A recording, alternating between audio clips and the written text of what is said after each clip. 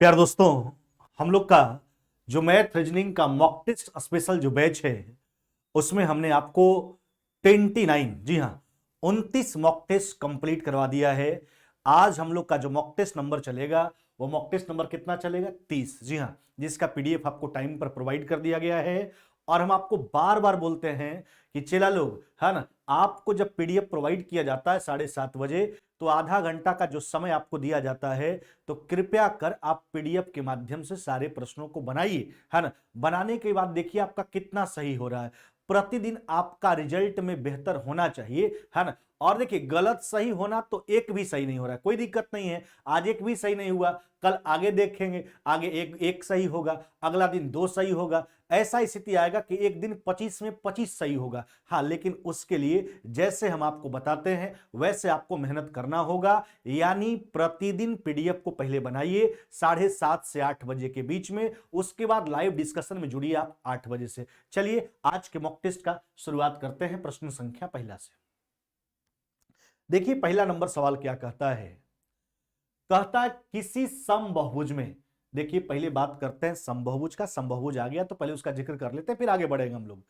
समबहुभुज, जिसको अंग्रेजी में रेगुलर पॉलीगन कहा जाता है, इसको हिंदी में नियमित बहुभुज भी कहा जाता है। जी हाँ, समबहुभुज कहने का मतलब वैसा बहुभुज जिसका प्रत्येक भुजा तथा प्रत्येक कोण आपस में क्या हो? बराबर हो, समबहुभुज कहलाता है। जी हाँ, आगे बढ़ते हैं। किसी समबहुभुज में आंतरिक कोण और बाह्य कोण का अनुपात 7:2 है, तो कहता समबहुभुज में कुल कितनी भुजाएं हैं? जी हाँ, हमने क्या बोला समबहुभुज के बारे में? वैसा बहुभुज जिसका प्रत्येक भुजा तथा प्रत्येक कोण आपस में बराबर हो, है ना, समबहुभुज कहलाता है। अब एक बात ध्यान रखिएगा कि देखो, किसी भी बहुभुज के एक अंतः और एक बाह्य कोणों का योग 180 डिग्री हुआ करता है। कितना होता है? 180। अब देखिए ना क्या है, आंतरिक कोण और बाह्य कोण का रेशियो 7:2 है। अभी हम क्या बोले?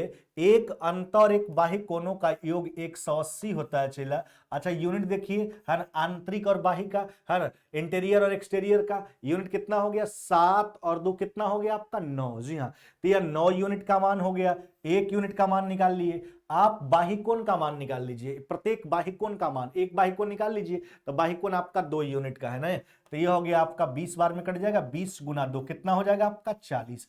अब देखिए, आपको हमने बतलाया है बहुभुज में कि किसी भी बहुभुज के सभी अंतः कोणों का योग होता है 2n माइनस में 4 समकोण, या फिर इससे 2 कॉमन निकाल करके आप कह सकते हो n माइनस में 2 समपूरक। जी हाँ, किसी भी बहुभुज के सभी अंतः कोणों का योग 2n माइनस 4 समकोण या n माइनस में 2 समपूरक हुआ करता है, जबकि सभी बाह्य कोणों का योग 360 डिग्री हुआ करता है। एक अंत और एक बाह्य कोणों का योग 180 डिग्री हुआ करता है। चलिए, तो एक अंत और एक बाह्य कोणों का योग 180, जो 9 यूनिट का मान था, एक बाह्य कोण का मान कितना आ गया? 40। देखिए, सभी बाह्य कोणों का योग फिक्स होता है किसी बहुभुज में, कितना हुआ करता है? 360, है ना। तो सभी बाह्य कोणों के योग में एक बाह्य कोण से डिवाइड कर लेंगे, है ना, तो कितना कोण है यह निकल करके आ जाएगा। यानी कोण का संख्या कितना हो गया? 9।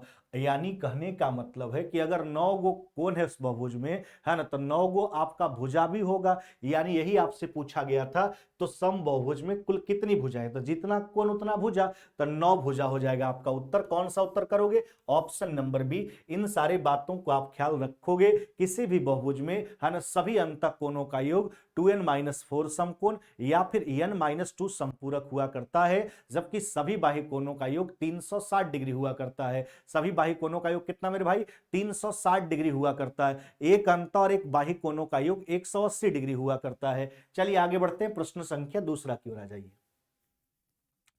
अच्छा, दूसरा नंबर सवाल आपसे क्या कहा गया, यह सुन लीजिए आप। एक दुकानदार प्रत्येक सामान के अंकित मूल्य पर जो है 20% का छूट देता है। 24% लाभ कमाने के लिए अपने सामान का अंकित मूल्य क्रय मूल्य से कितना प्रतिशत अधिक उसको रखना होगा? अब देखिए ना, सिंपल सा बात है, हम ही दुकानदार हैं। अब डबल कंडीशन है ना, हमको 24% का लाभ भी चाहिए और 20% का ग्राहक को डिस्काउंट भी दिखाना चाहते हैं। तो वास्तविकता बात है, लाभ कमाना है तो कीमत बढ़ाएंगे, डिस्काउंट देना है तो भी कीमत बढ़ाएंगे। तो वही कहता है, दोनों स्थिति को प्राप्त करने के लिए, है ना, उसका अंकित कीमत क्रय मूल्य से कितना अधिक होना चाहिए। देखिए, क्रय मूल्य को कितना मान लेते हैं? क्रय मूल्य को मान लेते हैं कितना? 100, है ना। चलिए, तो सबसे पहली बात 24% का दुकानदार को लाभ चाहिए, तो लाभ चाहिए तो सीधा सीधी बात है 124 में बेचेगा, यहां तक तो केवल वह लाभ कमा पाएगा। अब डिस्काउंट भी देना चाहता है 20% का, तो डिस्काउंट तो कोई भी दुकानदार अपने घर से नहीं देगा चेला, डिस्काउंट तो तभी देगा जब वो कीमत को बढ़ा करके रखेगा, है ना। तो 20% डिस्काउंट का फ्रैक्शन 80/100, तो बढ़ाना है, कीमत बढ़ाने के लिए बड़ा वाला ऊपर और छोटा वाला नीचे, यानी 100/80 से जो है सकी गुना कर लीजिए। चलिए यहां देखिए 20 से 5 बार में या 4 बार में, 4 से इसको उड़ा दीजिए, 4 से 3 बार में, 31 बार में, है ना। तो यह हो जाएगा आपका कितना, यह हो जाएगा आपका 155, नहीं कितना हो जाएगा आपका 155 हो जाएगा। जी हाँ, अब देखिए यही आपसे पूछा गया, अंकित मूल्य क्रय मूल्य से कितना प्रतिशत ज्यादा उसको अंकित करना होगा। अब देख लीजिए कितना प्रतिशत अधिक अंकित करना होगा, तो 55% अधिक उसको कीमत अंकित करना होगा। 100 से जितना ज्यादा वही प्रतिशत हो जाएगा। कौन सा उत्तर हो जाएगा आपका, ऑप्शन नंबर हो जाएगा आपका डी। जी, क्या हो जाएगा आपका उत्तर, ऑप्शन नंबर डी। फिर से बात को समझो, क्रय मूल्य को क्या मान लिए 100, 24% का लाभ चाहिए, है ना, तो कीमत 124 बढ़ा करके रखेगा। उसके बाद डिस्काउंट भी देना चाहता है, यानी और कीमत बढ़ाएगा, 20% का डिस्काउंट, तो डिस्काउंट देने के लिए कीमत बढ़ाना होगा। 100/80 80 से गुना कर लीजिए, 20 से 5 बार में, 4 बार में, 4 से इसको काट लीजिए, कितना बार में कट जाएगा आपका 31 बार में, 31 गुना 5 कितना हो जाएगा आपका 155। 100 रुपया क्रय मूल्य, 155 रुपया अंकित मूल्य होगा, है। तब सिंपल सा बात है, 100 से ज्यादा जितना वही तो प्रतिशत हो जाएगा, यानी अंकित कीमत जो है दुकानदार को लागत कीमत से 55% अधिक अंकित करना होगा। जी हाँ, चलिए आगे बढ़ जाइए, प्रश्न संख्या तीसरा की ओर आ जाइए। अच्छा क्या कहता है सुनिए, कहता 3 क्रमागत, क्रमागत मतलब क्या, 3 क्रमागत बट्टा 20%, 15%, 10% का समतुल्य बट्टा क्या होगा। अब देखिए बात सक्सेसिव डिस्काउंट का है, क्रमिक छूट का है। चेला हमने आपको सिखाया है कि चेला सक्सेसिव डिस्काउंट का मतलब होता है एक डिस्काउंट देने के बाद जो कीमत बचता है उस पर अगला डिस्काउंट देना ही सक्सेसिव डिस्काउंट कहलाता है। अब एक सिंपल सा उदाहरण आपके समक्ष हम प्रस्तुत कर रहे हैं। आप मॉल वगैरह जाते होंगे, आप जहां भी जिस भी शहर में रहते होंगे, तो मॉल तो मामूली बात है, सब कोई जाते हैं।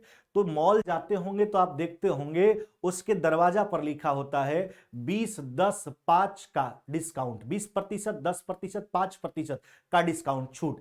तो अब देखिए जो समझदार व्यक्ति होगा, जो समझदार होगा वो तो समझ जाएगा कि मॉल वाला क्या लिख रहा है, लेकिन जो धुरमुट होगा, जिसको जानकारी नहीं होगा डिस्काउंट के बारे में, तो सीधा समझ लेगा कि 20, 10, 5 का मतलब 20, 10, 30, 5, 35% का डिस्काउंट। लेकिन ऐसा होता नहीं है, वह सक्सेसिव डिस्काउंट है, वह क्रमिक छूट है। इसका मतलब यह हुआ कि वह जो मॉल वाला है पहले आपको 20% का डिस्काउंट देगा मार्केट प्राइस पर, फिर जो बचा कीमत है उस पर 10 देगा, फिर जो बचा कीमत है उस पर 5 देगा। तो वही बात है, सक्सेसिव डिस्काउंट का मतलब ही होता है एक डिस्काउंट देने के बाद जो कीमत बचता है उस पर अगला डिस्काउंट देना ही सक्सेसिव डिस्काउंट कहलाता है।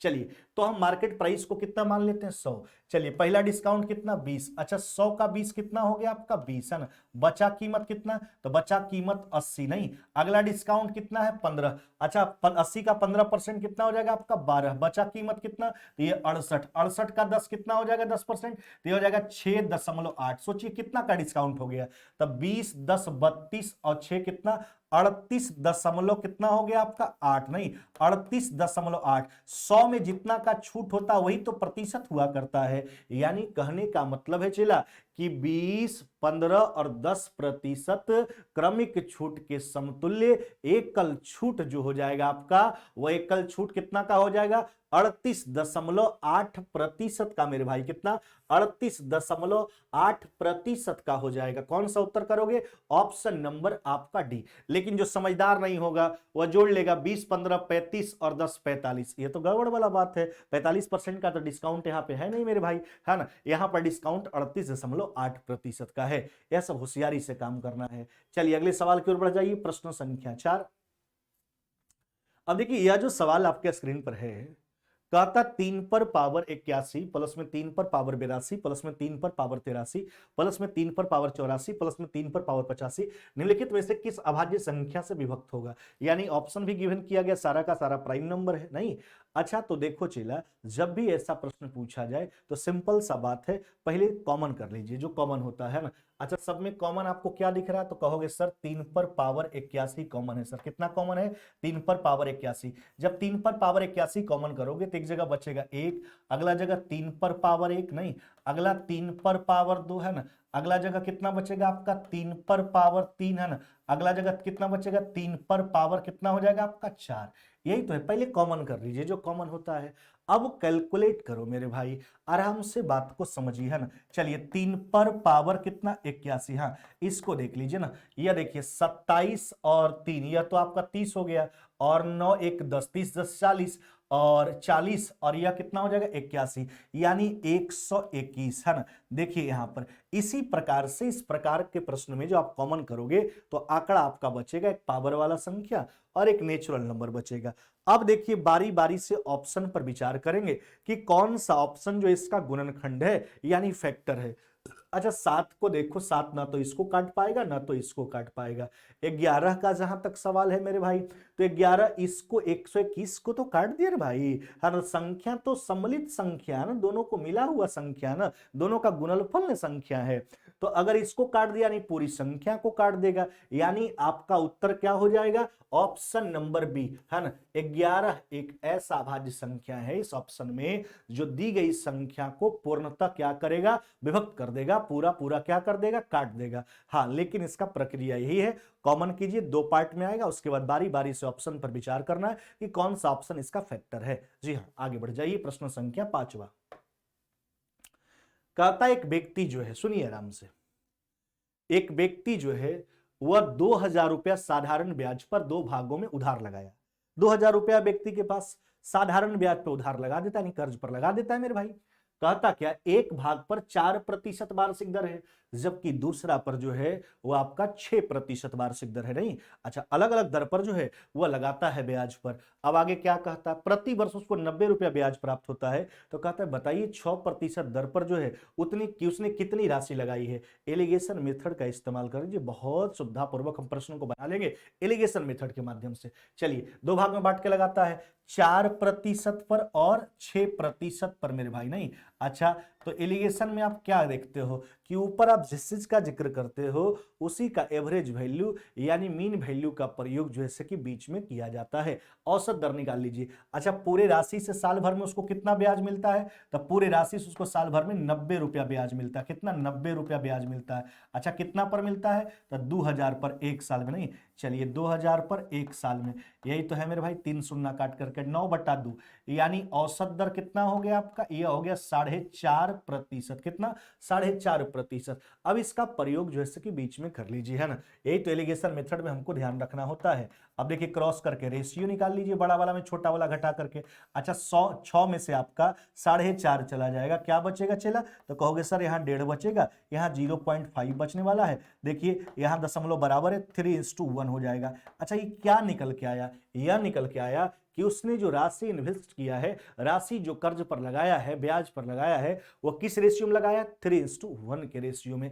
अच्छा राशि उसके पास पूरा कितना था, तो राशि उसके पास पूरा था 2000 है ना। यूनिट के तौर पर देखिए 3 कितना हुआ 4। आपसे क्या पूछा गया कि 6% वाला राशि बताइए, वो 1 यूनिट ही है। चलिए 1 यूनिट है 6% वाला, यानी 6% दर पर उसने कितनी राशि लगाई है, तो 500 रुपया लगाया है। कितना मेरे भाई, 500 रुपीज। जी हाँ 500 रुपया। कौन सा उत्तर करोगे, ऑप्शन नंबर ए मेरे भाई। जी हाँ, यानी 6% दर पर वह व्यक्ति कितना राशि लगाया है, तो 500 रुपया लगाया। हाँ अगर आपसे पूछ दिया जाता कि बताओ 4% पर कितना लगाया, तो 3 यूनिट का मान निकाल लेते, यानी 1500 रुपया। 1500 और 500 2000 रुपया। आप देख लीजिए हो जा रहा है ना। देखिए सारा प्रश्न आसान होता है चेला, हम आपको बार बार कहते हैं कि आप कंसेप्ट को पकड़िए। देखिए हम जब बताते हैं तो हमको समय लगता है, क्यों समय लगता है, हम तो प्रश्न को आपको सेकंडों में सोल्व करवा देते हैं। समय इसलिए लगता है क्योंकि हम आपको हर बात का जिक्र करवाते हैं, हर बात को समझाते हैं, तब उसमें समय लग जाता है। नहीं तो 25 प्रश्न समझ लीजिए, अब कितना जल्दी हम रपेट के उसको निकाल देंगे, लेकिन नहीं, हमारे बना देने से आप सीख लीजिएगा। ऐसा अगर होता तब तो कहना ही नहीं है ना। इसलिए हर बात को बताते हैं, आप आराम से सुनिए, समझिए, दिमाग में घुसाइए। और एक बात हम आपको और बार बार बोलते हैं कि आप प्रैक्टिस करके जब बैठोगे ना, जब प्रश्न जो आपको दिया जाता है प्रैक्टिस करके बैठिएगा ना, तो इसका मतलब हुआ कि आपने प्रश्न को पढ़ लिया है पहले एक बार। जब प्रश्न को पढ़ लीजिएगा तो माइंड में प्रश्न आपका घूरते रहेगा, है ना, तो जल्दी से आप इस बात को समझ लीजिएगा, टेकअप कर लीजिएगा। इसलिए हम बोलते हैं बार बार कि पहले प्रश्न को बनाइए, जो बनता है, एक प्रश्न, दो प्रश्न, तीन, चार ही क्यों नहीं सही हो, पांच ही क्यों नहीं सही हो, आप बनाइए तो सही, है ना। चलिए आगे आ जाइए, प्रश्न संख्या 6। हाँ, लेकिन इतना जरूर हम दावा करते हैं कि अगर आप 100 मॉक टेस्ट कंप्लीट कीजिएगा मैथ रीजनिंग का, तो आपका रिजल्ट कहीं मैथ रीजनिंग से रुकने वाला नहीं है, यह मेरा गारंटी है। जहां भी आप जाओगे 90% से ऊपर करोगे। हाँ, लेकिन अगर आप और बढ़िया से मेहनत कर रहे हैं इसके प्रति, तो एकदम मैथ्स में 100 से 100% प्रश्न आप बना करके एग्जाम में आओगे, यह मेरा दावा है। हाँ, चलिए आगे आ जाइए, प्रश्न संख्या 6। कहता दो पाइप ए और बी किसी टंकी को, देखिए दो पाइप का बात किया गया, किसका, दो पाइप का। कहता ए और बी जो है एक टंकी को, किसी टंकी को 12 मिनट और 16 मिनट भर सकते हैं। चलिए दो पाइप है ए और बी, एक जो है 12 मिनट में भरता है और दूसरा जो है 16 मिनट में भरता है ना। अब क्या कहता है सुनिए, कहता दोनों पाइप को एक साथ खोल दिया गया, दोनों पाइप को एक साथ खोला गया, है ना, लेकिन कहता है टंकी भरने से 4 मिनट पहले एक को बंद कर दिया गया। अच्छा, पहले टंकी का पूरा कैपेसिटी एलसीएम कितना हो जाएगा 48, इफिशियंसी देख लीजिए प्रत्येक पाइप का, इसका हो जाएगा 4 और इसका कितना हो जाएगा आपका 3 मेरे भाई। नहीं, अच्छा एक बात आप समझना थोड़ा सा, क्या कहता है सुनो, कहता है दोनों को एक साथ खोल दिया गया, लेकिन टंकी भरने से 4 मिनट पहले एक को बंद कर दिया गया। अब यहां से दिमाग लगाओ कि दो ही पाइप है ये है, अगर टंकी भरने से 4 मिनट पहले एक को बंद कर दिया गया, इसका मतलब अंतिम का 4 मिनट कौन काम किया, सिंपल सा बात है, ए और बी दो ही पाइप है, तो अगर अंतिम में 4 मिनट पहले एक को बंद किया गया, इसका मतलब अंतिम का 4 मिनट कौन काम किया, बी काम किया। चलिए तो अंतिम का 4 मिनट बी से करवा लीजिए, है ना। चलिए तो बी का एफिशिएंसी 3, 4 मिनट करवा लीजिए, है ना। अच्छा, बाद बाकी जो टंकी भरने का काम था वह शुरू में प्रारंभ में दोनों मिलकर किया था, है ना। 4 3 7, यानी प्रारंभ में दोनों को इतना समय लगा था और बाद में 4 मिनट कौन काम किया है आपका, तो 4 मिनट बाद में काम कौन किया आपका, तो किया है बी। तो यही टंकी भरने का पूरा समय हो जाए। होशियारी से अगर प्रश्न केवल यह कहता बताओ दोनों पाइप जो है कितना देर तक एक साथ काम किया, कितना, तो बस यही उत्तर हो जाता, लेकिन पूरा समय पूछा गया, अंत का 4 मिनट जो बी किया हुआ भी जोड़ करके आपको उत्तर करना है। चलिए कैलकुलेट कर लीजिए, देखिए 48 में से 12 चला गया, नहीं तो यह कितना हो जाएगा आपका 36, है ना। अब देख लीजिए 7 चौक 28 हो जाएगा आपका, यानी 64/7। जी मेरे भाई 64/7, यानी हो जाएगा आपका 9.1 बटा कितना 7, 9.1/7 मिनट आपका राइट जवाब है। जी हाँ, 9.1/7 मिनट आपका राइट जवाब है। कौन सा उत्तर करोगे आप, ऑप्शन नंबर ए जो है कि बिल्कुल राइट जवाब हो जाएगा आपका। जी हाँ, ऑप्शन नंबर ए। यह था पाइप एंड सिस्टर्न का प्रश्न, है ना। चलिए अगले सवाल की ओर बढ़ जाइए। कहता 2 रुपए में 3 केले खरीदे जाते हैं, 2 रुपया में कितना केला खरीदा जाता है, 3। और क्या कहता है 3 रुपया में 2 के हिसाब से जो है बेचा जाता है, लाभ का प्रतिशत। बस सिंपल सा बात है, बस एगो का क्रय मूल्य निकाल लीजिए, एगो का विक्रय मूल्य निकाल लीजिए। हाँ, 2 रुपया में 3 के हिसाब से खरीदा जाता है, तो एक का क्रय मूल्य कितना, 2 बटा कितना हो जाएगा 3, और बेचता कैसे केला को, 3 रुपया में 2 के हिसाब से, एक का विक्रय मूल्य 3/2, एलसीएम 6 से गुना कर लीजिए, है ना, यानी हो जाएगा 4 अनुपात कितना 9। यही तो कॉस्ट प्राइस सेलिंग प्राइस का रेशियो है। अब देखिए ना, तो यहां पर प्रॉफिट आप देख सकते हैं, प्रॉफिट कितना यूनिट का है, 5 यूनिट का। कहां से, 4 से, यानी 5 जो है 4 का कितना प्रतिशत है, देख लीजिए 4 से काट लीजिए 25 बार में, यानी 125%। जी हाँ, 125% का प्रॉफिट हो जाएगा, कितना का, 125% का उसको प्रॉफिट हो जाएगा। जी हाँ, 125% का कौन सा उत्तर करोगे, ऑप्शन नंबर ए। जी हाँ, 125% वाला ऑप्शन नंबर ए आपका राइट जवाब हो जाएगा। चलिए आगे बढ़ जाइए, प्रश्न संख्या 8वां। अब देखिए इसको सिंपलीफाई करने के लिए कह रहा है। जी हाँ, क्या दिक्कत है, बहुत ही आसान सा सवाल है। अच्छा, ऊपर वाले भाग में आपको क्या दिख रहा है, तो 6.5 कॉमन दिख रहा है, नहीं तो आपके पास बचेगा एक जगह 4 दशमलव कितना 7, जबकि दूसरा जगह बच जाएगा 5 दशमलव कितना 3, है ना। नीचे आ जाइए, है ना, एक जगह बचेगा 1.3, यहां हो जाएगा 7.9, माइनस में 6 दशमलव कितना मेरे भाई 9। हाँ, ये देखिए 1.3 से 6.5 कट जाएगा आपका कितना बार में, 5 बार में। इसका हिसाब किताब आप लगा सकते हैं, तो यह हो जाएगा ऊपर में 5, है ना, और ये कितना हो गया आपका 10। अच्छा नीचे देखिए, या तो 1 हो गया, कोई फर्क नहीं पड़ता 1 से, यानी 50 आपका रिजल्ट हो जाएगा 50। कौन सा उत्तर करोगे? ऑप्शन नंबर डी मेरे भाई। जी हाँ, 50 आपका राइट जवाब है। बस कॉमन कर लीजिए आराम से, होशियारी से, बिल्कुल आसानी तरीका से उत्तर निकल करके आ जाएगा। आगे बढ़िए, प्रश्न संख्या 9 की ओर आ जाइए। अच्छा सुनिए क्या कहता है। कहता है केशव जो है, किसके बारे में चर्चा किया गया चला? केशव के बारे में। केशव हिंदी में 59 अंक प्राप्त किया, 59, गणित में 72, विज्ञान में 50, अंग्रेजी में 73 और समाज शास्त्र या सामाजिक शास्त्र में यानी सोशल साइंस में 71 अंक प्राप्त करता है ना।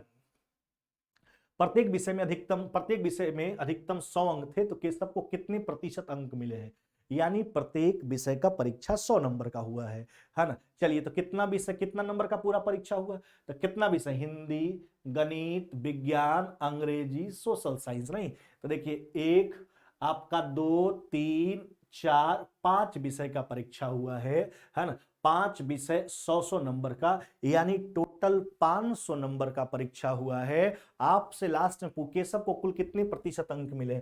500 नंबर का परीक्षा, कितना अंक लाया केशव? जोड़ लीजिए है ना। तो यह हो जाएगा आपका, देखिए ना, 1 और 3 4 है ना, 2 6 और 9 15, बच गया आपके पास 1, 7 7 14 और 5 19 7 26 और 5 1, यानी 325 अंक केशव को प्राप्त होता है। कितना में? 500 में। जी हाँ, 325 अंक प्राप्त होता है केशव को। कितना में?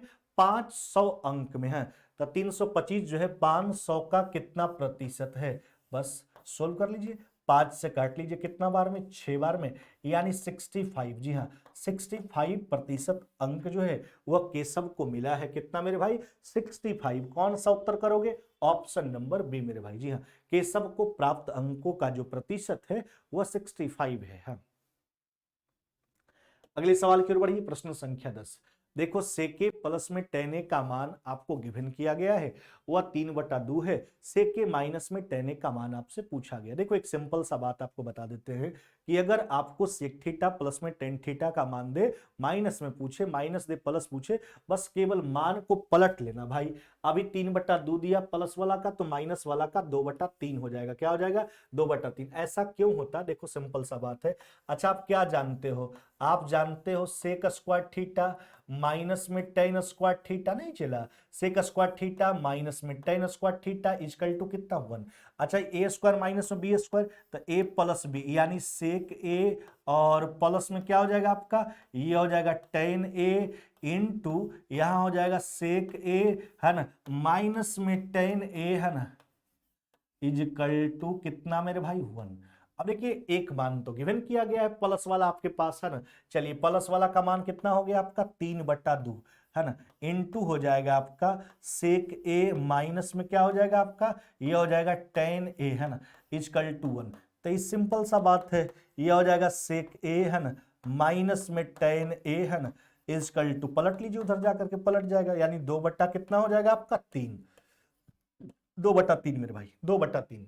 बस माइंड में आप सेट रखोगे कि अगर सेक थीटा प्लस में टेन थीटा का मान दिया, माइनस में पूछा, मान को पलट लेंगे, माइनस दिया, प्लस पूछा, मान को पलट लेंगे। बिल्कुल हूबहू कंडीशन कोसेक कॉट के साथ भी वही करना है। चलिए, अगले सवाल की ओर बढ़ जाइए। कहता दो संख्या का बात किया गया है। कहता दो संख्या का लसा उसके मौसा का 65 गुना है। हाँ, एलसीएम जो है वो एचसीएफ का 65 गुना है। एचसीएफ का कितना गुना है? 65 गुना है। आगे क्या कहता है?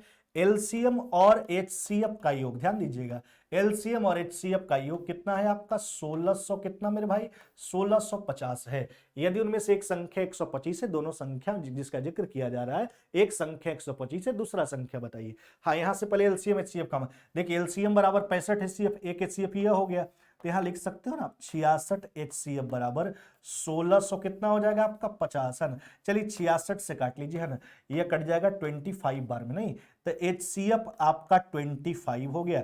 एलसीएम पर थोड़ा सोचिए, एलसीएम एचसीएफ का जोग 1650 में से 25 चला गया, यानी यह हो जाएगा 1625। अच्छा, आप क्या जानते हो? हम पीछे भी चर्चा किए हैं कि अगर दो संख्या का जिक्र किया जाए मेरे भाई, तो वो दोनों संख्या का जो गुणनफल होता है उसके लसम मसम के गुणनफल के बराबर हुआ करता है। चलिए, तो जो एलसीएम और एचसीएफ का गुणनफल होगा 1625 गुना 25, यही दो संख्या का भी गुणनफल होगा। तो इसमें एक संख्या मालूम है 125, दूसरा संख्या निकाल लीजिए, है ना। चलिए, 25 से 5 बार में, 5 से इसको उड़ा दीजिए, 5 3 के 15, है ना, 5 दूना 10, है ना, और 325, 325, यही तो दूसरा संख्या का मान है 325। जी हाँ, 325 वाला उत्तर देख लीजिए, उत्तर हो जाएगा आपका ऑप्शन नंबर डी मेरे भाई। क्या हो जाएगा? ऑप्शन नंबर डी आपका बिल्कुल ही राइट जवाब हो जाएगा। जी हाँ, ऑप्शन नंबर डी। चलिए, खास करके बीपीएससी 3 का जिनका एग्जाम है उनके लिए तो और ज्यादा बेनिफिट है। बीपीएससी मेंस वाले लोग को हम बार बार बोल रहे हैं कि आपका 20-21 जो मैथ्स का सवाल होगा आप इस मॉक टेस्ट के माध्यम से वहां बढ़िया कर सकते हैं। देखिए, क्योंकि आप बिहार दरोगा के एग्जाम को भी आप देखोगे ना, तो जीके जीएस वाले लोग का तो रिजल्ट प्री में हुआ ही है, तो मेंस में भी जाकर के जीके जीएस में बढ़िया ही करेंगे। आपको मैथ्स में बढ़िया करना है, तो मैथ्स में बढ़िया करने के लिए प्रैक्टिस जरूरी है। जी हाँ, आगे आ जाइए। यह तो सिंपल सा बात है, एमडीएच कंसेप्ट पे आधारित प्रश्न है। 4 लड़का एक काम को 15 दिन में, ध्यान दीजिएगा, 4 लड़का जो है एक काम को 15 दिन में करता है, तो हमसे कहता है बताओ 15 लड़का इस काम को कितना दिन में करेगा। मान लेते हैं x दिन में करेगा, 15 से 15 उड़ा दीजिए, यानी x बराबर कितना दिन आपका उत्तर हो जाएगा। तो 4 दिन आपका राइट जवाब हो जाएगा मेरे भाई। कितना दिन? 4 दिन। कौन सा उत्तर करोगे? ऑप्शन नंबर ए मेरे भाई। क्या हो जाएगा? ऑप्शन नंबर ए जो है कि आपका बिल्कुल ही राइट जवाब हो जाएगा। चलिए, अगले सवाल की ओर बढ़ जाइए। प्रश्न संख्या 13। अच्छा, आयत का परिमाप का बात किया। आयत का परिमाप होता क्या है? 2 इंटू एल प्लस बी, यानी लंबाई चौड़ाई के योग का दोगुना। अच्छा, परिमाप को हम लोग कैसे परिभाषित करते हैं? बाहरी सीमा के लंबाई के योग को ही परिमाप कहा जाता है? नहीं, कोई भी आकृति हो, परिमाप का मतलब ही होता है sum of length of external boundaries is called parameter. यानी कहने का मतलब बाहरी सीमाओं के लंबाई के योग को ही परिमाप कहा जाता है, चाहे आकृति कोई क्यों नहीं हो, तो इसी का पैरामीटर चाहिए। अच्छा, आयत का परिमाप चाहिए आपको, है ना। अच्छा, होता क्या है? 2 इंटू एल प्लस बी, जबकि लंबाई कितना है? 15। लंबाई के बारे में क्या बोला? जो चौड़ाई से 6 सेंटीमीटर ज्यादा, यह लंबाई है जो चौड़ाई से 6 सेंटीमीटर ज्यादा, यानी चौड़ाई 6 सेंटीमीटर कम, 15 में से 6 घटा लीजिए, यानी चौड़ाई हो जाएगा 9। तो 15 9 कितना हो जाएगा? 24। 24 गुना 2 कितना हो जाएगा आपका? 48। 48 सेंटीमीटर आपका राइट जवाब हो जाएगा। जी हाँ, 48। कौन सा उत्तर करोगे आप? ऑप्शन नंबर बी मेरे भाई, 48 आपका राइट जवाब हो जाएगा। चलिए, आगे बढ़ जाइए। तो आसान सा सवाल था। प्रश्न संख्या 14। अच्छा, 14 नंबर सवाल क्या कहता है? कहता है 800 मीटर लंबी एक रेलगाड़ी है। जी हाँ, कितना मीटर लंबा? 800 मीटर लंबा एक रेलगाड़ी है जो 120 किलोमीटर प्रति घंटा की गति से यात्रा कर रही है। 1200 मीटर लंबे पुल को पार करने में उस रेलगाड़ी को कितना समय लगेगा? अब एक बात आप सुन लीजिए, रेलगाड़ी अगर पुल को पार करेगा तो उस स्थिति में दूरी क्या होता है? रेलगाड़ी की लंबाई प्लस में पुल की लंबाई। तो 800 रेलगाड़ी, पुल 1200, 800 प्लस में 1200 कितना हो जाएगा आपका? यह हो जाएगा आपका 2000। नहीं, चलिए, चाल तो पुल को पार करने की स्थिति में रेलगाड़ी का ही चाल होगा, पुल का थोड़ी कोई चाल होता है। तो रेलगाड़ी का स्पीड कितना है? 120 किलोमीटर प्रति घंटा। इसको मीटर प्रति सेकंड में आप एक्सचेंज कर लीजिए। चलिए, ये देखिए 600 है और ये 2000 है, तो 200 से काट लीजिए कितना बार में? 10 बार में, या 3 बार में, 3 से 6 बार में। चलिए, 6 को पलट लीजिए, 6 गुना 10, यानी 60 सेकंड का समय लेगा और रेलगाड़ी पुल को पार करने में। 60 सेकंड कहने का मतलब चला 1 मिनट मेरे भाई। क्या? 1 मिनट आपका राइट जवाब होगा। कौन सा उत्तर करोगे आप? ऑप्शन नंबर सी जो है कि आपका बिल्कुल ही राइट जवाब हो जाएगा। जी हाँ, ऑप्शन नंबर सी। चलिए, आगे बढ़ते हैं हम लोग प्रश्न संख्या 15 की ओर। अच्छा, 15 नंबर सवाल को आप देखो। कहता है घोड़ा 3 समान दूरियां, जी हाँ, एक घोड़ा जो है वह 3 समान दूरियों को P, Q और R किलोमीटर प्रति घंटा की चाल से दौड़कर पूरा करता है। कुल यात्रा में उसकी औसत चाल पूछा, एवरेज स्पीड पूछा गया। अच्छा, औसत चाल बराबर होता क्या? कुल दूरी बटा कुल समय। हम समान दूरी, 3 समान दूरियां, हम प्रत्येक दूरी को मान लेते हैं 1 किलोमीटर। कुछ भी आप मानो, उत्तर वही आने वाला है। आप D मानो, X मानो, प्रत्येक जो समान दूरी है उसको Z मानो, कुछ भी मानो, तो उससे बढ़िया कैलकुलेशन को सुविधापूर्वक सोल्व करने के लिए 1 मान लेते हैं। तो प्रत्येक 3 समान दूरी, प्रत्येक समान जो तीनों डिस्टेंस तय करता है वो समान तो मान लेते हैं प्रत्येक समान दूरी 1 किलोमीटर का है, तो टोटल डिस्टेंस 1 1 1 1 3 बार, तब 3 किलोमीटर नहीं, चलिए टोटल डिस्टेंस 3 किलोमीटर। औसत चाल बराबर कुल दूरी बटा कुल समय। टोटल डिस्टेंस समय देखिए, पहला 1 किलोमीटर को पी के स्पीड से, समय बराबर दूरी बटा चाल, दूसरा 1 किलोमीटर को क्यू के स्पीड से, और तीसरा 1 किलोमीटर को आर के स्पीड से। नीचे समय लिख दिए कुल। चलिए सोल्व कर लिए एलसीएम, तो पी क्यू आर हो जाएगा, तो ऊपर हो जाएगा आपका 3 पी क्यू आर, नहीं मेरे भाई 3 पी के नीचे देखिए यहां पर पी है तो यहां बच जाएगा आपके पास क्यू आर, है ना। चलिए प्लस में यहां क्यू है तो यहां बच जाएगा पी आर, और यहां पर बच जाएगा आपका पी क्यू। यही तो है मेरे भाई किलोमीटर प्रति घंटा, किलोमीटर प्रति घंटा, यही है आपका, यही घोड़ा का औसत चाल हो जाएगा। तीनों समान दूरी जो तय करता है, तीनों दूरी तय करने की स्थिति में कुल यात्रा के समय। तो ऐसा ऑप्शन देख लीजिए 3 पी क्यू आर वाला, तो एक ही ऑप्शन दिख ही रहा है, बस यही उत्तर हो जाएगा, ऑप्शन नंबर आपका बी। अब देखो आपके मन में ऐसा नहीं लगना चाहिए कि सर आप डी क्यों नहीं माने, एक्स क्यों नहीं माने, चला कुछ भी मानो, हमको कोई फर्क नहीं। अगर आप डी मानते तो 3D होता, तो नीचे से भी तो डी कॉमन होता, तो डी और डी तो फिर कट ही जाता, है ना। इसलिए होशियारी से काम कीजिए, कितना जल्दी आप प्रश्न को बना सकते हैं। आगे आ जाइए प्रश्न संख्या 16। अच्छा 16 नंबर सवाल हाइट एंड डिस्टेंस का सवाल है। क्या कहता है सुन लो, कहता है दीवार के खिलाफ झुकी हुई, यह दीवार है, इसके खिलाफ एक झुकी हुई सीढ़ी है जिसका एंगल ऑफ एलिवेशन, उन्नयन कोण जो है सीढ़ी का कितना डिग्री है, 45 डिग्री है। कितना, 45 डिग्री है। कहता है सीढ़ी का पैर दीवार से 4√2 मीटर के दूरी पर है। यह 4√2 बेस मालूम है, सीढ़ी का लंबाई चाहिए, कर्ण आपको हाइपोटेनस चाहिए, यानी आधार और कर्ण का बात है तो कॉस का प्रयोग करेंगे नहीं। अच्छा कॉस 45 1/√2, हाइपोटेनस बेस का √2 गुना, तो इसमें √2 से गुना करेंगे तो कितना हो जाएगा 8 मीटर, यही हो जाएगा, बस सिंपल सा बात है। नहीं आप ऐसे भी सोच सकते हैं कि इस स्थिति में 45 की स्थिति में बेस और हाइपोटेनस का रेशियो 1:√2, तो 1 यूनिट बराबर इतना, √2 यूनिट का मान हो जाएगा, √2 से गुना कर लेंगे तो 8 मीटर हो जाएगा। आपका राइट जवाब ऑप्शन नंबर डी। चलिए आगे बढ़ जाइए प्रश्न संख्या 17। कहता किसी भिन्न के अंश में, देखिए एक भिन्न, एक फ्रैक्शन का बात किया गया, अंश में 350% की वृद्धि करने तथा इस भिन्न के हर में 300% की वृद्धि करने पर नई भिन्न 9/22 हो जाता है। मूल भिन्न का मान पूछा। अच्छा एक बात बताओ, भिन्न जब भी होगा तो पी बाई क्यू के फॉर्मेट में होगा। चला मूल भिन्न को मान लेते हैं x/22, है ना, x/22। अब देखिए ना, कहता है न्यूमरेटर बढ़ा दीजिए 350%, तो 450/100, और इस 300% तो 400 बट्टा में 100 तो दोनों का होगा, इसलिए हटा दीजिए बट्टा का 100 दोनों, तो ऊपर 450 से गुना करते हैं और नीचे कितना से गुना करते हैं, चला 400 से। अच्छा परिणाम स्वरूप भिन्न कितना हो जाता है, तो यह हो जाता है आपका 9 बट्टा कितना मेरे भाई, यह हो जाता है 22। मूल भिन्न पूछा है, x/22 का मान चाहिए आपको। चलिए यहां से काट लीजिए, है ना, एक शून्य कट जाएगा, यहां देखिए 9 से काट सकते हैं सीधा सीधी आप, 9 से काट लीजिए 50 बार में, ठीक है, और 50 से 8 बार में, इसको काट लीजिए 4 और ये कितना 11, यहां हो जाएगा आपके पास x/22 बराबर 4 ऊपर जाएगा 11 नीचे, 4/11, यही तो मूल भिन्न है। कौन सा उत्तर करोगे, ऑप्शन नंबर डी मेरे, बस सिंपल सा बात है ना।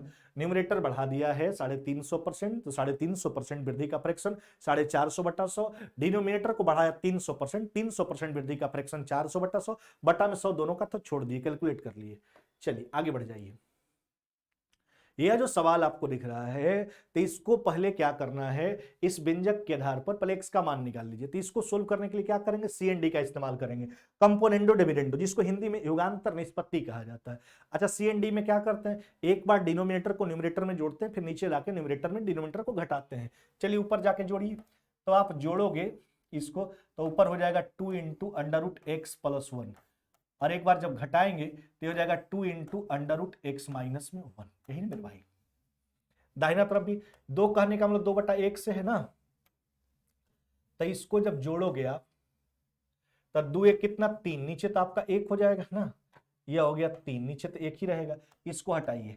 अब देखिए रूट उधर जाकर के स्क्वायर हो जाएगा, x+1/x-1, तो यह हो जाएगा आपका कितना 9। यहां से आप सोल्व कर लीजिए क्रॉस गुना करके, या तो फिर CND लगा लीजिए। चलिए फिर लगा लेते हैं CND, तो जोड़ेंगे तो यह हो जाएगा 2x, और यह घटाओगे तो यह हो जाएगा 2, 9 कहने वाला 9/1 है, तो ऊपर हो जाएगा 10, 9 में से गया कितना 8, इसको हटाइए, यानी x बराबर आपका निकल के आ रहा है 5/4, यही तो है, x का मान 5/4। आपको क्या चाहिए, आपको चाहिए 2x प्लस में 3, तो यह हो जाएगा 2 गुना x का मान हो गया 5/4, और प्लस में कितना चला, यह हो जाएगा 3, यही तो है। अब सोल्व कर लीजिए आप, है ना, तो यह हो जाएगा 10 12 कितना हो जाएगा आपका, अच्छा इसको काट लीजिए 2 से, तो ये हो जाएगा 5 और 6 कितना 11/2, यही रिजल्ट है 11/2। बस सी एंड डी का प्रयोग कर लेना और कुछ नहीं था। सी एंड डी का 2 बार प्रयोग कर लीजिए, यहां तो नहीं भी करते तो क्रॉस गुना करके आप मान निकाल सकते थे ना। चलिए तो यहां से पहले x का मान निकाल लिए, x का मान आ गया 5/4, यहां प्रयोग कर लीजिए 11/2 आपका राइट जवाब है। प्रश्न संख्या 19। हाँ सुनिए 19 नंबर क्या कहता है, देखो कहता है 1470 रुपया को एबीसी में इस प्रकार वितरित किया गया है ना, कि अगर प्रत्येक के भाग में 50 रुपया कम कर दिया जाए तो इसके बीच का रेशियो 1:3 हो जाता। सी का भाग पूछा। अच्छा एक बात बताओ चेला, प्रत्येक के भाग में 50 रुपया कम करने का मतलब तीनों में कितना घट जाएगा, पूरे राशि में 50 तरीके 150, राशि कितना है 1470, 150 घटा लीजिए कितना बच गया 1320। घटने के बाद तीनों के बीच का रेशियो कितना, घटने के बाद तीनों के बीच का रेशियो 1:3 तो 3 2 5 1 6 यूनिट का मान हो गया। सी द्वारा प्राप्त धन पूछा, सी का यूनिट कितना 2, लेकिन यह तो घटा हुआ मान है, वास्तविक मान का प्राप्ति करने के लिए जितना घटाए उतना बढ़ा देना है, 50 घटाए थे 50 बढ़ा दीजिए। चलिए यही तो है, इसको काट लीजिए 220 बार में 440 प्लस में 50 यानी 490 आपका राइट जवाब है ना। सी के द्वारा प्राप्त धन कितना हो जाएगा 490 रुपीज, 90 रुपीज, जी हाँ ऑप्शन नंबर सी। अगले सवाल की ओर बढ़िए और मैथ्स का आखिरी सवाल है आपका। यह क्या कहता दो संख्या का अनुपात 4:5 है, तो एक संख्या को मान लेते हैं 4x जबकि एक संख्या को क्या मान लेते हैं 5x। नहीं अच्छा इसका एलसीएम 80 है, एलसीएम कितना दे रखा है 80 दे रखा है, लगा दीजिए। x बार में क्या बचेगा आपके पास 4 और 5, तो 5 चौक कितना हो गया आपका 20x बराबर में कितना 80 है ना। चलिए इसको काट लीजिए 4 बार में, x का मान कितना हो गया मेरे भाई, x का मान हो गया 4। आपसे क्या पूछा, कहता है बताओ दोनों संख्या का योग क्या होगा, एक संख्या 4x 5x तो 9x पूछा आपसे, तो 9x बराबर तो हो जाएगा 9 गुना 4 यानी कितना हो जाएगा आपका 36, 36 आपका राइट जवाब हो जाएगा 36। कौन सा उत्तर करोगे, ऑप्शन नंबर ए मेरे भाई, जी हाँ 36 जो है वो आपका बिल्कुल राइट जवाब हो जाएगा। चलिए अब चलते हैं हम लोग रीजनिंग की ओर, आ जाइए प्रश्न संख्या 21। कहता किसी निश्चित कोडिंग डिकोडिंग का ही सवाल है, भाषा में 786 का अर्थ है स्टडी वेरी हार्ड, 958 का अर्थ है हार्ड वर्क पेज, 645 का स्टडी एंड वर्क। तो कहता है भेरी का कोड क्या हो, यही पूछा गया चला। कहता है बताओ भेरी का कोड क्या होगा। अब देखिए भेरी का इस्तेमाल कहां कहां है, तो आप देखोगे कि भेरी का इस्तेमाल केवल और केवल फर्स्ट स्टेटमेंट में ही किया गया है, और कहीं भेरी है क्या, इसमें आप देखिए बस भेरी यही है, यहीं पर भेरी है, फर्स्ट स्टेटमेंट में ही आपका भेरी है, और तो कहीं भेरी का नहीं प्रयोग है। इसका मतलब उसका कोड भी केवल और केवल फर्स्ट में ही होना चाहिए, बस सिंपल सा बात है। कोड भी उसका कहीं देखिए 8 तो यहां भी प्रयोग हुआ है आपका, यहां भी हुआ है, तो यह तो होगा नहीं। अच्छा कोड ऐसा होना चाहिए जो केवल और केवल पहला स्टेटमेंट पे, 8 तो इसका कोड होगा नहीं। अच्छा उसके बाद आप देखोगे है ना कि 6 का प्रयोग यहां भी है और 6 का प्रयोग यहां पे हटा दीजिए, यानी भेरी का कोड क्या हो जाएगा आपका 7। नहीं भेरी का कोड कितना हो जाएगा 7, क्योंकि भेरी कहीं है ही नहीं, तो कोड भी ऐसा होना चाहिए जो केवल और केवल फर्स्ट स्टेटमेंट में ही होना चाहिए, बस सिंपल सा लॉजिक है। चलिए अगले सवाल की ओर बढ़ जाइए, प्रश्न संख्या 22।